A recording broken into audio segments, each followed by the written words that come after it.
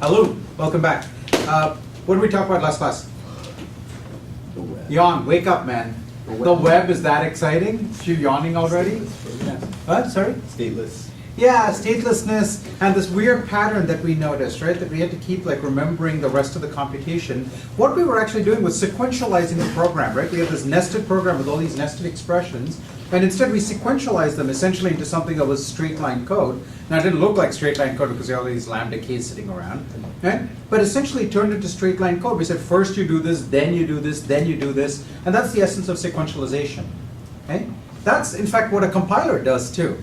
So what I'm actually teaching you is how to write a compiler, but we're not going to do that this semester because we have other fish to fry. Yeah.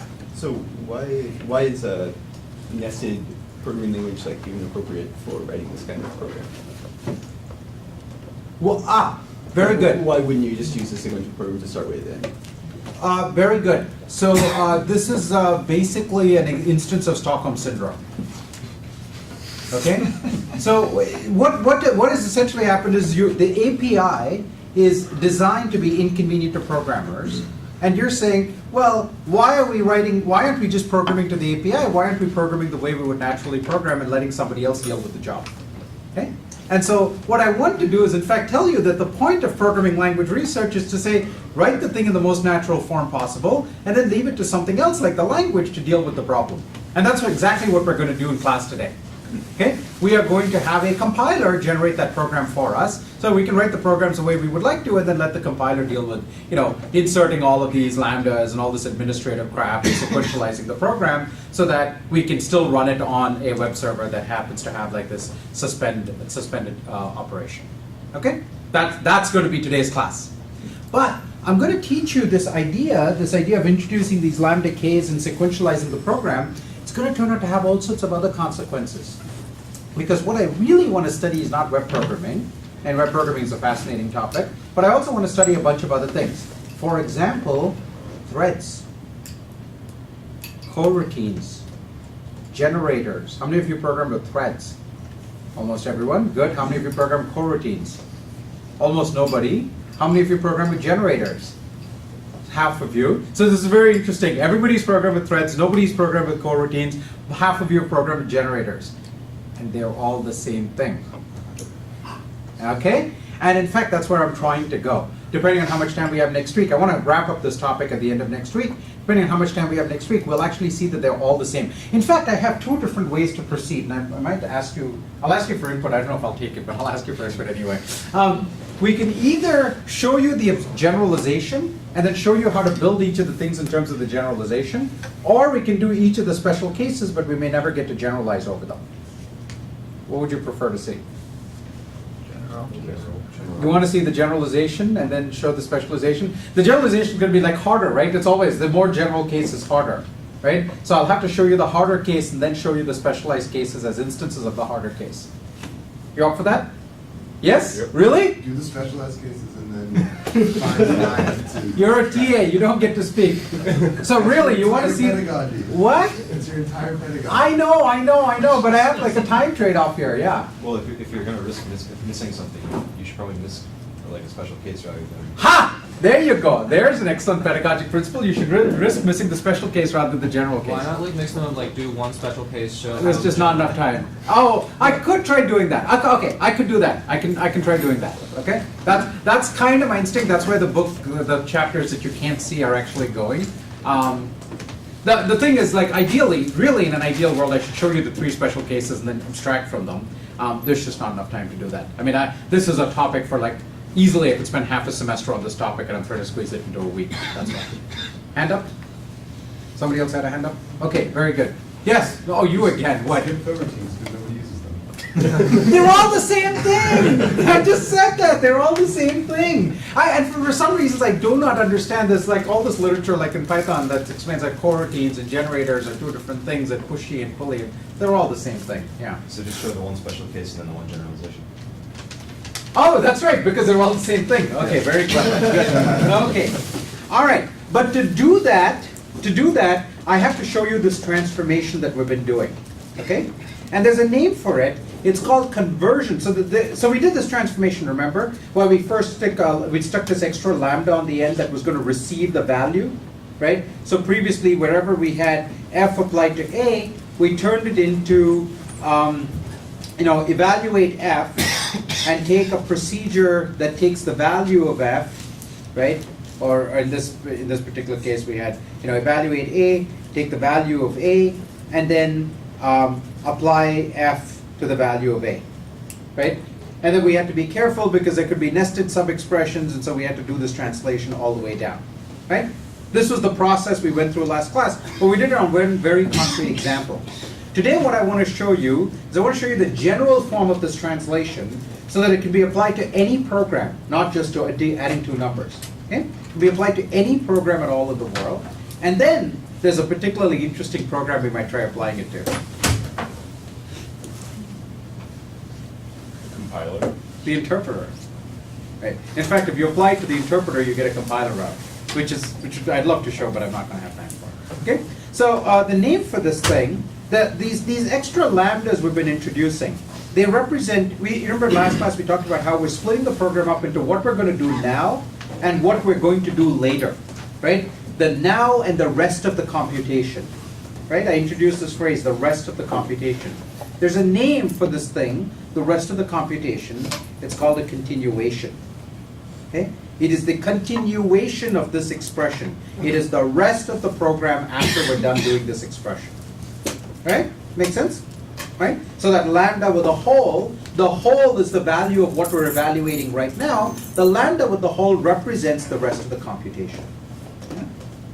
Okay, so I'm going to show you a transformation where we take any program and transform it so that every computation is in terms of its continuations. So it's called continuation passing style. So we're going to convert programs into continuation passing style. Okay?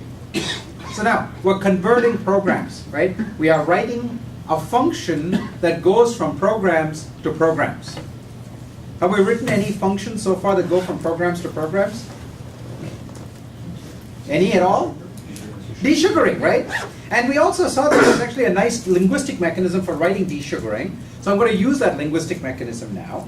So I'm going to say define syntax, CPS of E, and syntax case of E, and I'll fill in what goes in there in a moment. Okay. So now let's start looking at the different cases. Let's start with something that we've already seen before, which is I have a function and I'm applying it to an argument. Okay? Applying function to an argument. Okay. So, our rule is going to be that every computation, okay, is going to turn into a function that accepts something that says where the final result goes. Right? All computations turn into functions that say, tell me where the final result goes, and that's who I'm going to give the final result to. Right? That's our interface. So CPS is a program transformation. It changes the interfaces of programs, and the new interface is every program now takes something that says, tell me where to send the final result. Right? And the reason we need this is because we're not allowed to return anything anymore, remember? On the web, we're not allowed to return things. So instead of returning things, we give the result to something else that's going to receive the result. Right? That's exactly what we did in the web transformation. Okay. So, what is f? That's the function position, right? What kind of thing is it? Is it the name of a function? Is it necessarily the name of a function? Say that again? That's it. Yeah, what? It's an expression. What's the problem with expressions? They are complicated things, and they might involve Returning. They might involve going out and doing a communication over the web, right? The act of computing that expression might involve doing things that involve, say, talking to somebody on the web, right? So we can't assume that the function is an atomic thing, right? Like a number is an atomic thing, right? The computation of a number, you don't know this for a fact, but I can assure you that nothing inside Dr. Racket goes off and talks on the internet to compute a number, right? When it computes a string, when there's just a string constant there, it doesn't go off on the internet and compute anything, right? So in fact, so what happens with functions, with function applications is the function position is a complex expression and might involve talking to the internet to do something, right? So we need to sequentialize that. Okay? So we need to CPS the function position, right? And give it a receiver that's going to take the value of the function. Right? So CPS of f is going to convert f to be whatever, right, in CPS form. And we have then something that receives the value of the function. So when it finally is done computing, it's going to have a value, and that's what I'm calling fb. Okay? So fb is the value of the function. Okay, what do we know about the argument position? Same deal, right? Same story. It's an expression. So we need to CPS the argument position, and we're going to have a receiver for it. Okay? So what do we finally have now? What are the pieces we've assembled? What is FV? Value. FV is? The value of the function. The value of the function. It's like an actual lambda, right? What is AV?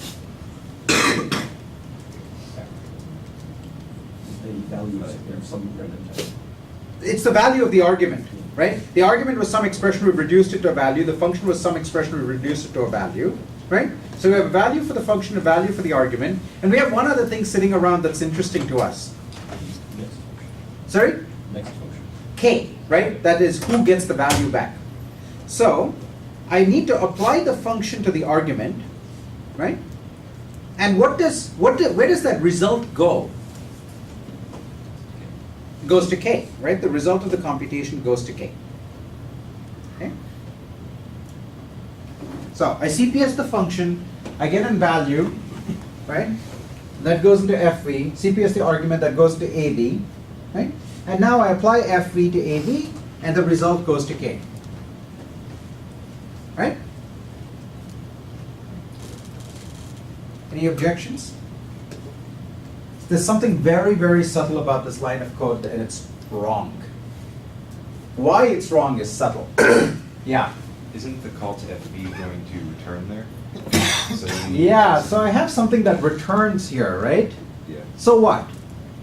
We already CPS'd F, so what's the problem?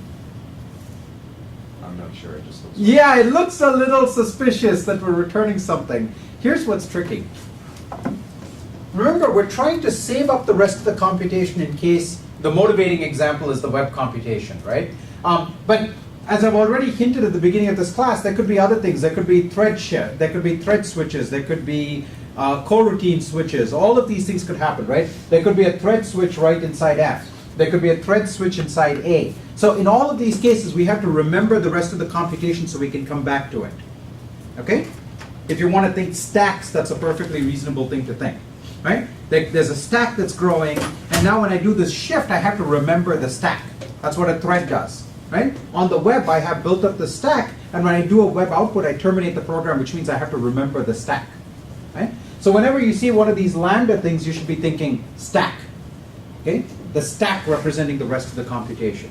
Right? One of the things I will do, hopefully on Monday, is to help you re-envision stacks. You've seen stacks already in architecture courses, but these are actually stacks, and I'll show you why. This is a really strange way of writing a stack, but that's what it is. Okay?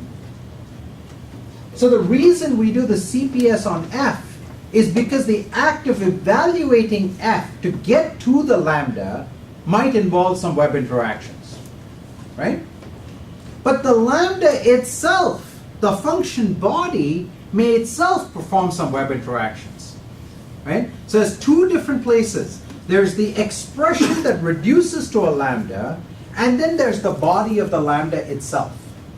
The expression that reduces to a lambda may do some I/O, may do some complex I/O, and that's why we CPS that. But the body of F may itself be this thing that performs complex I/O, and we have to CPS that as well. Right?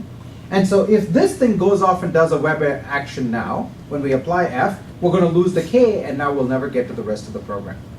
Okay? So instead, we need to send K along to F. and say, hey, I don't know what you do. You might do some arbitrary complicated things, but when you finally have a result, please send that result to the waiting stack K. Okay? That's what this says. Okay? So the subtlety is there are two different places where we might have interactions happening. One is in evaluating the expression, the complex expression in the function position, right? And just like, imagine in Java, right? I have a method call. Well, I don't always just write a static name of a method. I might write some complex expression that says, take this object, go look up something, there's a vector reference involved, and finally get the object and come back, right? So that could be a complex expression there, which means in turn it could be a complex expression that involves doing I/O, right? So that's this part over here. But then once I've already found the method, well, the method itself could do I/O, and that's this part over here. Okay? So this says, instead of trying to return to K, pass K along and say, when you're done, please give the eventual result to K. Okay? Okay. So that's the conversion of applications. So now let's look at the conversion of, this is CPS of function application. I can say CPS here. So we have a CPS of a lambda, so I'll just use lam to distinguish lambdas in the converted language from lambdas in the source language, yeah? Sorry, how do we ensure that FV can take that extra argument like that? Ha! That's a great question because we have only one argument functions, right? So we have to also change the way we CPS functions, which is exactly what we're going to do now, okay? So a lambda has an argument and a body, right? But somehow we have to convert the lambda to be something that is ready to take exactly what you said, okay? But before I do that, let me do a simpler case, okay? Let's say we're CPSing just atomic entities, okay? So numbers and strings and things like that, okay? So I'm going to put this rule last so it'll fall through and come here. We could write a complicated guard that says make sure this is a number or a string or something. I'll just put it this last thing so it'll fall through and come here, okay?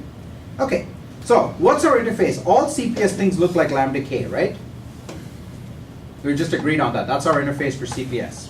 Okay, so if I have an atomic entity, it's already a value, it's a number or a string or whatever. What do I do with it? I pass it to k, right? What is k? K is the stack expecting a value. So when I have a value, I just give it the value. Okay? Okay. Now, are lambdas values? I mean, they are, right? Lambdas are values in our language. So, by the same token, I'm going to take a lambda k, and I'm going to give k the lambda, because I've already got a value, right? Now the question is, what lambda do I give it? Right? So previously I had a lambda a. Now the body, remember, is a complex expression. What's the problem with complex expressions? They go off and do funky things. So I have to CPS the body, right? I've got the body's value. And now something needs to happen here. Okay? So I've got the value for the body. Where do I give the value of the body? Who's waiting for the value of the body?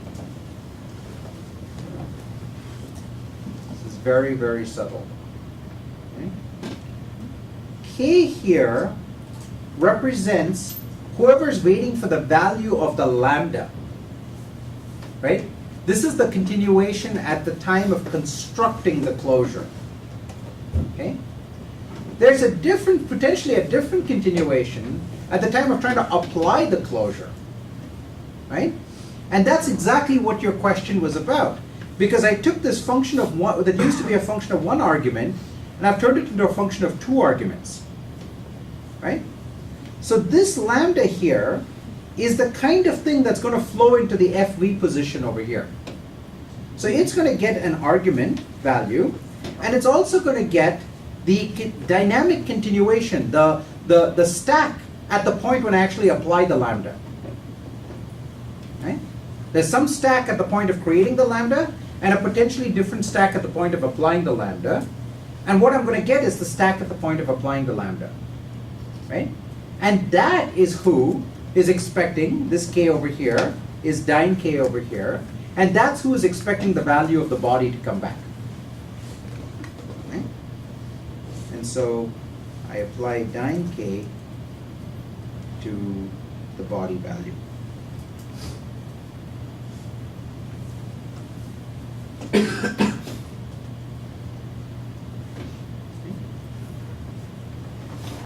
So this is really subtle here, and spend a moment looking at it. Every procedure of one argument now turns into a procedure of two arguments. The first argument is the value that I was anyway going to pass. The second argument is when you're done with computing a value, please pass the value over here.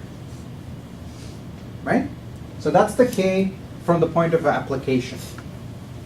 What is the lambda doing? The lambda says, well, I need to convert all of my one argument procedures into two argument procedures. Right? So I'll take an A. I could have called this k, but it would be really confusing that there are two k's here, and I really want to make this distinction clear. Okay? So I have some dynamic continuation here. This is the continuation at the point of procedure application. Right? So it's really important that we have this distinction k and dyn k, because all of next week is going to be about this key distinction. Okay? And so one of the homeworks on today's quiz asks you to try out what might happen if I use k instead of dyn k and see what happens. Okay? So this is the stack at the point of creating the procedure. This is the stack at the point of using the procedure, and those could be very well separated, right? I say let f be some lambda, and then all sorts of other things happen, and finally I apply the f, right? So the continuation at the point of creating the procedure is the thing that says go back and pass the value to the let. The continuation at the point of using the lambda is wherever I am, somewhere deep inside the body of the let. Okay? So that's, in some sense, quote-unquote static, and that's, in some sense, quote-unquote dynamic. That's the point of creation, that's the point of use. Now, in the case of static scoping, we were very explicit. We said we want to use the environment at the point of creation, not the environment at the point of use. Right? But if I used k over there, it would be really strange. It'd be like I'm going ahead, I'm computing, I'm in the middle of some context, I apply this function, and boom, I jump back out to where the function was created, not to the point where I'm actually applying the function. That's kind of bizarre, right? And it's most certainly not what we want. When we apply the function, we expect the answer to go back to the point of function application, not suddenly to have the function jump back to its point of creation. Yes? We can agree on that? So that's why we have to take this dynamic k, and once we have a value for the body, right? That value for the body, which by the way, notice it can now use a over here, right? If it needs to refer to the argument. When we have the value of the body, that value goes to dyn k. Okay? The point of application receives the value of the body. That's evaluated in a context that has A available if it needs it. Okay? This is very, very subtle. It's very subtle, and there's sort of there's no sort of magic to how you're going to understand it. You're going to have to stare at the code. But more importantly, you should try out the code with a different strategy, which is try using k over here instead, and see whether that's in fact what you want. Right? And I can assure you it's not what you want. Okay? So this is the stack at the point of creation, this is the stack at the point of invocation of the procedure, and those are two different stacks. Okay?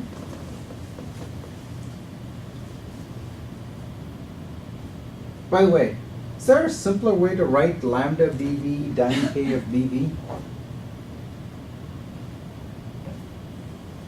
Anytime I have lambda x, f of x, think about that. Lambda x, let's just write this down, okay?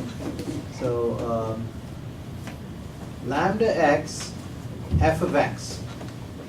If f is a procedure, then what does lambda x f of x do? It takes a value and passes it to f. In other words, it takes a value and applies f to that value. What does f do? It's the same thing, right?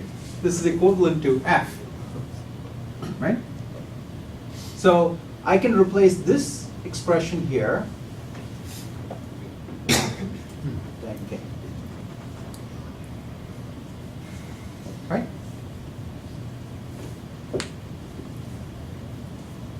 Okay. Now, as an exercise, I'd like each of you to talk to your neighbors and try to figure out how to CPS a plus expression. So if I had CPS of plus L and R, right, what would the output look like? Talk to your neighbors, come on, come on.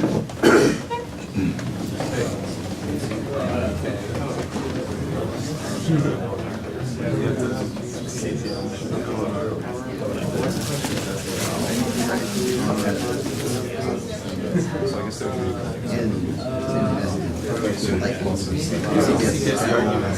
I guess there would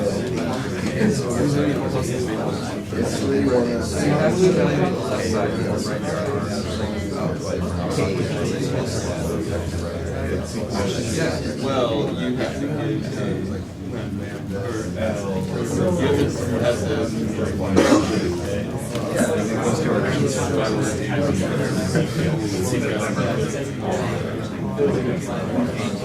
things you can't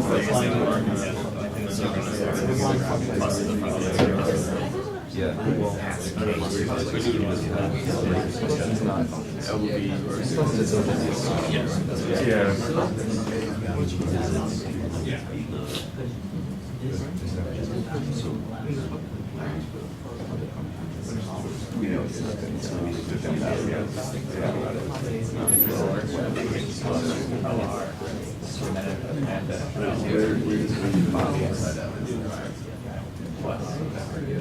Okay, any guesses? What are we going to do? Yeah, lambda k. we have to do lambda k, right? That's the one we don't get to think about. Okay? Then what? We'd have to CPS L, LB. Or lambda LB. CPS R, lambda RB. Yeah? K plus LB RB. Oh, what was that again? K of plus LB RB. Okay, that's what you wanted? I think so. No? Why not? Well, can we assume that plus is Okay, yeah. Yeah, what's your objection? Same thing. Same thing. What's the objection here? Yeah, so we just did the thing we were told we shouldn't do, right? Just we're returning when we should be passing. Yeah. the plus is simple enough that it's not doing either. So the question is, what do we do with primitives?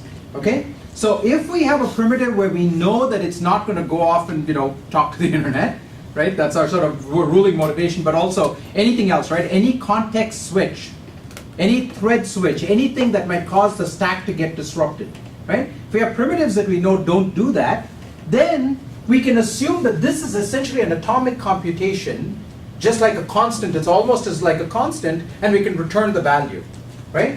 So essentially, you need to ask the implementer of your virtual machine, which of these things can I assume is safe and which ones can I not assume?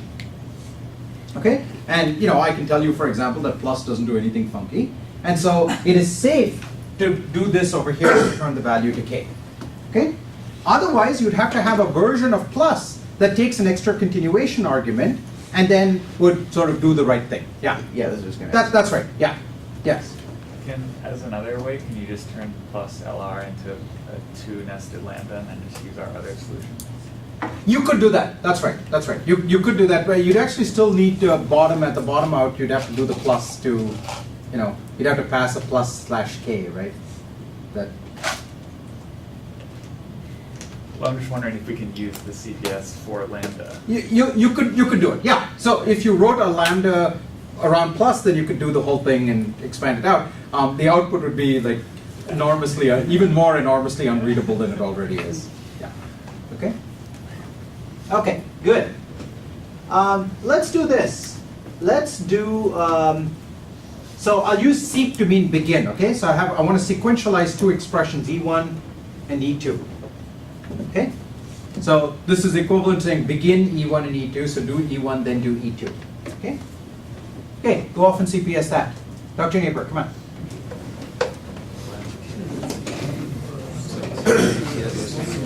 Yeah.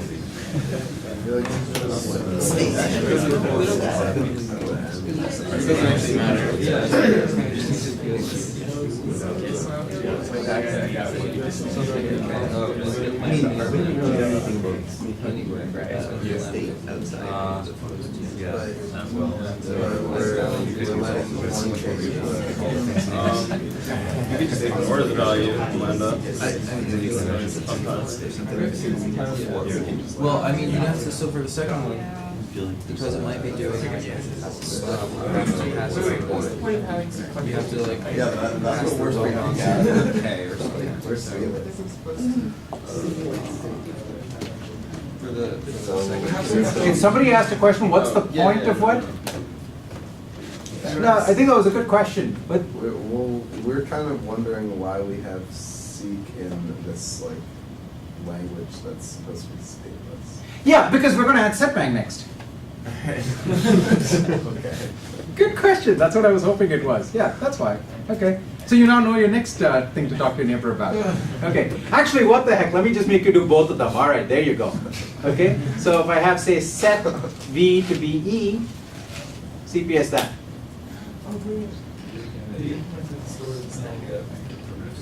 You can use setbang to do it. Okay. Yeah, because now we've Ben lectured and told us how we can get all the representation choices, right? So.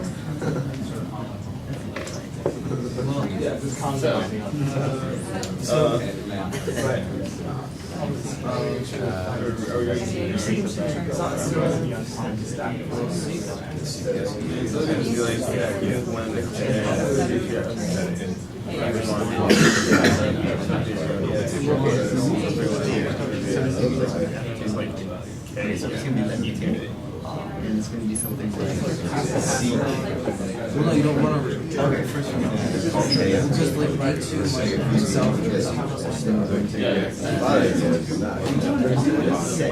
Well, right, but you have to pass. So you can't return something. You still have to do a function. You have to. I think you have to convert E2 into a lambda and then Okay, shall we do these? Okay, let's do the set case. Set bang. What do we do? We don't have a choice, right? That part we don't have a choice about. Okay? Now, which of the sub pieces do we need to CPS? Trick question. Why not V? Because it's a variable, right? This is that L value business, right? It's not an expression position. So nothing can there cannot possibly be any thread shift, switch, or anything while evaluating the V part because we don't even evaluate it. We only do that half evaluation thing, right? So that's purposely why I'm doing set rather than set box, right? To illustrate the point that there's only one expression here. So we need to CPS E. So what? Sorry, what is the type of V? Oh. V is a variable, remember? I mean, like in the. So it's like a symbol, or like in. Oh, in what's the language, representation you can as a only- symbol? The representation is a You can only symbol. put a symbol there. You can't put anything like that yields a symbol. No. That's the whole point. That's the whole point, right? It's an ID. It's not an ID. It's not an expression. It's just a symbol, right? This is the distinction we made between value mutation and between set box bang and set bang. In the set bang case, it has to be an honest to goodness variable, right? Just like in Java, that when Java again confuse it because you have the equals to mean two different things. But when you mean variable mutation, if you want to mutate the a parameter of a method, you can't write something that evaluates to the parameter, right? And because it's not an evaluation, it's that L value thing. It's like a half of evaluation. Yes, Right? I've been working in C. That was- Yeah. Sorry? I said I've been working in C recently, so it's. Yeah, so things are a little more confused there, yeah. Okay, so what do we get? We get the value of E, right? And now, we do a set bang on V to be the value of E. And what do we do with K? Sorry? What should set return? Yeah, so set bang returns some, voidish value, right? Void E value, right? And we're done. Right? Because again, we're assuming the set bang is an atomic operation. Once we already have the value for the right-hand side, the mutation of V is an atomic operation. Right? Yes?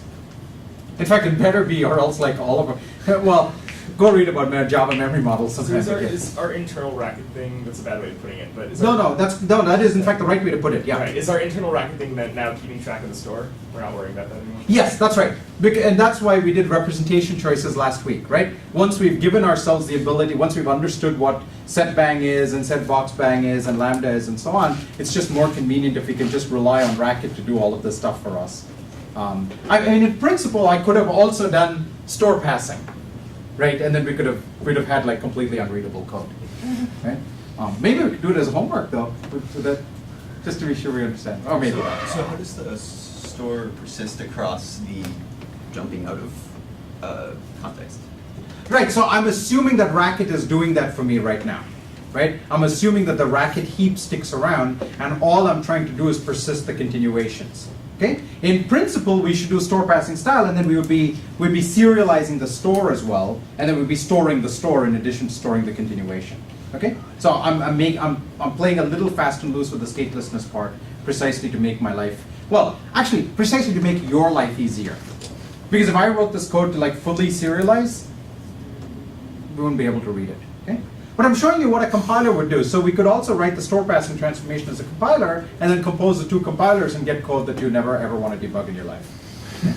Okay. Good. Good. These are great questions, by the way. This is exactly the heart of like understanding what's going on here. Okay. What do we do when we sequentialize two things now? Seek. Well, we don't have a choice about this, okay? Okay, now what? CPSE1, CPSE1, right? And that takes what? Like the lambda E1 value, okay? CPSE2. CPSE2, okay? And now what? K of E2V, right? Because what does it do? It returns the value of the second expression. Yes? Isn't that the same thing as functions where we might have like some of the sequential problems in E2V?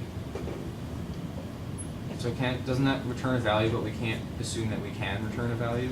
Ah, that's a good question. E2V is now an honest to goodness value, right? In the case of functions over here, right? The function was a value, but it was about to be used. Here, I'm not using E2V at all. It could be E2V, honest to goodness, is a function value, right? I have a begin and I do something and then I go compute a function value and I return it, right? But I'm not using it at this point.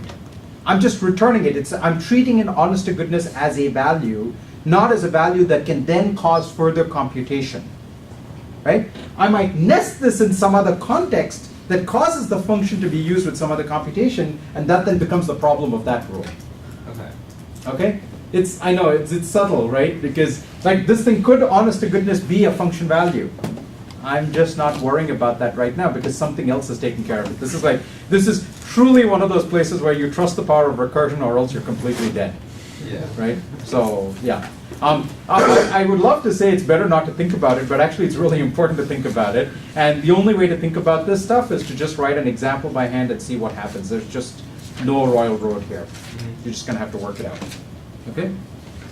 Great question. By the way, is there an easier way to write this? Just K. Yeah, that's just K, right? Okay. By the way, notice something that's just a little interesting here, right? E1V isn't used for anything. And it uses identifier, but I don't actually use it. I bind it and never use it. Right? Is that okay? Is that a bug? Like I've introduced an identifier and I don't use it? That seems like a bug, right? Well, it's just the result of some set bang, so it might be void. It is the result of the first sub-expression of a begin. And the semantics of begin is the first sub-expression is only used for any side effects it might have. Its value is ignored. We only care about the value of, well, the last one, but I'm assuming a 2 on begin here. We only care about the value. So notice how the CPS version is telling us two things. It's actually telling us that. It's giving us the semantics of begin by saying we're going to sequentialize it by first doing E1, then doing E2.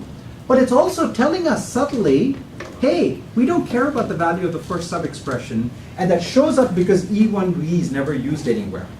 Right? So the semantics of begin sort of shines through in the CPS. Once you learn how to read, I know it doesn't look like anything shining through here, but once you learn how to read CPS code, all sorts of information starts to come out of it.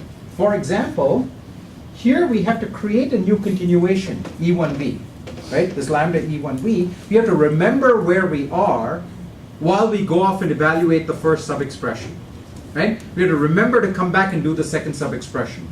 When we're done doing the second sub-expression, we no longer need to push anything on the stack. We're now returning to the stack that used to be there. So this lambda E1V is a push onto the stack. We're creating a new stack frame that says, please remember that we need to come back and evaluate the second sub-expression. Okay? When we're done evaluating it, we're popping the stack and going back to the K that we had before. So you should read that as a push and that as a pop. We're actually writing, I know this doesn't sound like it at all, we're actually writing assembly code. We're writing like the weirdest assembly language you've ever seen. Okay? Look over here. We're pushing to remind ourselves to say when we're done with this, we need to come back and evaluate the argument expression and need to come back and actually do the function application. Okay? When that frame returns, we're pushing again to saying, okay, we now have the function value and it's sitting on the stack, right? But now we still need the argument value. Where is it sitting on the stack? Because this thing, this lambda here is closed over FV, right? This lambda is not closed over anything. So the first frame we push simply has a reminder that we need to come back and do the argument. The second frame, then we pop it, but the second frame we push now is closed over FV, and therefore that stack frame actually has an extra cell in there saying here's the value of the function that we've already computed. Okay? When that returns, now we return and we can use that value that's sitting there for FV, the value that's sitting there for RV, but now AV, but we no longer need a stack frame because we're done evaluating the function position, okay, the application, and now we take K, which is the previous stack, and send it off to FV. In other words, evaluate FV in K. So push, another push, pop, push and pop, and now evaluate in K. We're actually writing assembly code. Okay. And so there's actually a mechanical transformation that goes from CPS output to actually generate honest-to-goodness pushes and pops in assembly. I'm not going to have time to do that, but that's, you can start to read it off of here. Okay. Let me do one more of these. Okay. What did I call it? Called it C and D for conditional. Okay, so we have a test, then, and else. Okay, so basically if. Okay, what do we do now? Lambda K. Lambda K, that's easy. Okay. Well, how many expressions do we have? We have 3 expressions, right? So we need to CPS all 3 of them? We should CPS test first. Well, we should certainly CPS test. Let's do that. CPS test, okay? And lambda test value. Okay, now what? Now what? Need a branch. We need to branch, okay? So if test value, then what? Yes. CPS then, and what do we do with the then value? We receive it and then we send it to Okay. K. So we're going to have one more of those lambda then value K of then value, which is equivalent to K. Okay? Otherwise, we CPS the else expression and pass it to K. Think about how much interesting structure is in this piece of code. Okay? What does it say? We're going to get a K. This is the stack. Give me the stack that's waiting for this result. Okay? So this is the current stack. That's what K is. We have to CPS the test. And this means push, right? We're going to push a stack frame on saying, please remember that I'm in the middle of this conditional expression, right? I'm not done with it, I'm in the middle of it. So push a stack frame to remind myself that I'm in the middle of the conditional expression. When the conditional test part is done evaluating, so there could be all sorts of pushes and pops, when I come back, I'm going to take the value that comes back and I'm going to call that TV. Okay? That's the value of the conditional. What does that stack frame do? It points to code that says, check what the value of the conditional is. If it's true, do one thing, otherwise do another thing. Okay? So if it's true, go off and invoke the then branch. In which stack? The stack that I started out with. So all sorts of pushes and pops got done to evaluate the conditional, the test part. But this is saying, I'm done with all of those stacks. I don't need to push or pop anything more. I go back to the stack that I started out with. Okay? I go back to the stack that I started out with, and in the else branch also I go back to the stack that I started out with. So I only need the stack to figure out the value of the conditional position. When I'm done getting that value, which is some true or false value, or truthy, falsy value, once I'm done obtaining that value, all of that stack can now be ignored and I go back to the stack that I started out with, right? Which of course is exactly true. But now you can start to see that structure right here. Okay? So this says that you do not need to use additional stack space to evaluate a conditional. You only need it to evaluate the test expression of the conditional. When you are done obtaining a truthy or falsy value, you no longer need any new stack space. You go back to whatever stack space you were using before. Okay? It's a name for this thing. It's called entail position. Okay? We'll hopefully talk about this next week. Okay? It says this, then, and the else do not need any new stack over what was already there. In contrast, the the left-hand side and the right-hand side of the sum do need new stack space, right? They need stack space to remember that I'm in the middle of the left. Then I need new stack space to remember I'm in the right, and I need to remember the value of the left. But when I'm done evaluating the left and right-hand sides, I can wipe out whatever new stack space I've used and go back to the stack I had before. What does that say in the function case? It says that we need stack space to evaluate the function position. We need stack space to evaluate the argument position, but a function application itself needs no stack space. No function application needs to consume stack space. That's the truth about function applications. It's the argument evaluation that needs a stack. The function call itself doesn't need to push anything on the stack.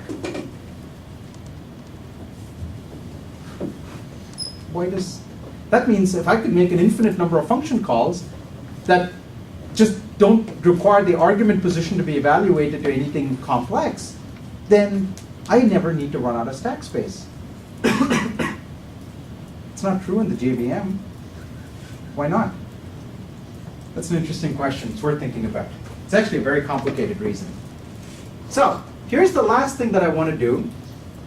Remember we had what did we call it? Read, right? We call it read number, and we had a prompt. Let's CPS that. Lambda k, okay? So we CPS the prompt expression, okay? So, well, remember what read number slash suspend did? Read number suspend took a prompt string, and what was its second argument? It needed the continuation of the computation. Do we have that? We have k. Okay? Which means I can take that original program that I'd written, which was, what did I have? Plus read number first, read number second, right? And if I CPS it, that just runs. because CPS has gone and computed all of my continuations for me. And so if I have this read number suspend primitive, previously we had to manually convert our program to use that primitive.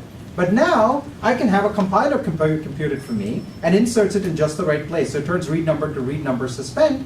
The K argument, the painful thing that we needed, was computed for us by a compiler. And now I can again write programs in a direct style and have the compiler transform it to me to run in a stateless style, either on the web or in terms of generators or in terms of threads or in terms of coroutines.